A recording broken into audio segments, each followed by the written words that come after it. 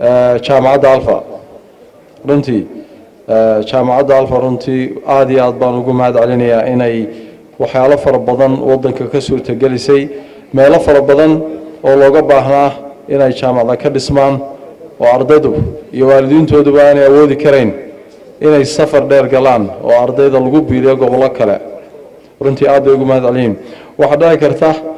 in maanta hadday ardaydan hargeysa ama burco tegi lahaayeen inaanay suurtagal u noqoteen inay waxbarashada helaan waayo dhaqaalaha ku bixi lahaa safarka iyo deegaan iyo kirooyinka iyo magaalooyinka kale ay kharashka u geli lahayn inay kaga badnaan lahaydba kharashkii jaamacadda marka jaamacadda alfa aad iyo aad baad u mahadsantihiin runtii waxaan kale u mahad celinayaa waalidiinta gaar ahaan hooyooyinka ku soo tabcay ardaydan maanta ka soo baxday jaamacadda oo runtii dadaal fara badan geliyey oo runtii shaqo fara badan qabtay waxaan leeyahay ardayda maanta ka soo baxday halkan waalidiintiina ha ilaawina maanta idinka fadhiyaan haddii ilaahay inaad kaalintii reerka inaad idinku buuxisaan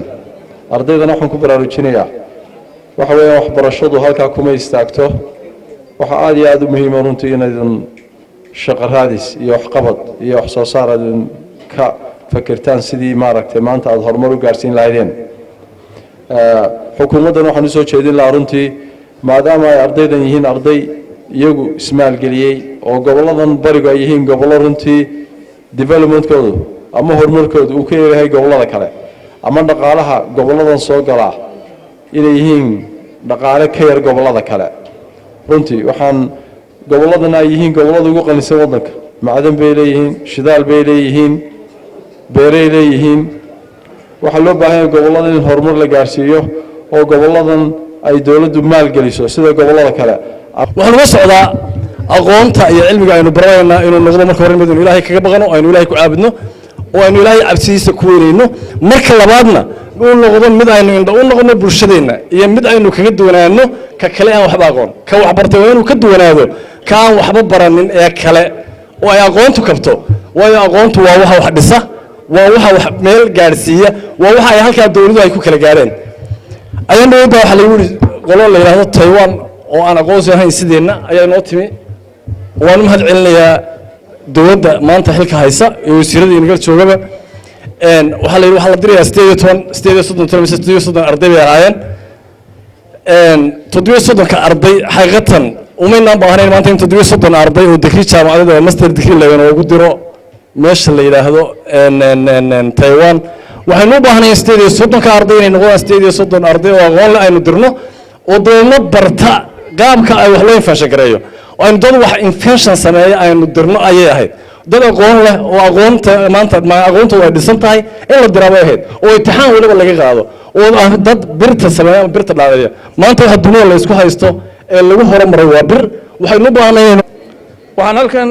ammaan iyo bogaadin iyo tahniyad uga dirayaa maxay ahayd xildhibaanadii gobollada kale ee nagu taageeray ee nagula codeeyey oo maantana 3 xildhibaan ay nagala socoto gobolka Sanaag ka soo baxay 2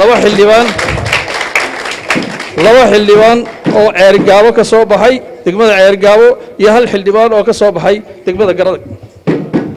aad iyo aad baan ugu mahad celinaya xildhibaanada guud ahaan jaamacad waxaan leeyahay muxuu ahaayay darajada degmada waa run waxa la soo dhigay 19kii ma ay suuro gelin maanta waxa suuro geliyay alxamdulillah golaha baarlamaanka ee cusub doorka waxa ammaan iyo bogaadin hore ku lahaa golaha guurtida imikana way la taalaa insha Allah way sii deyn way sixin doonaan waxa se doorkii dawladda iyo madaxweynuhu oo ku ballan qaaday markii horena waa laga sugayay insha Allah aad iyo aad baan ardayda qalin jabisay oo balyaminaya iyo guud ahaan dadweynaha degmada Caynaba iyo bulshada gobolka Sanaag. Assalaamu calaykum waraxmatullaahi wabarakaatuh.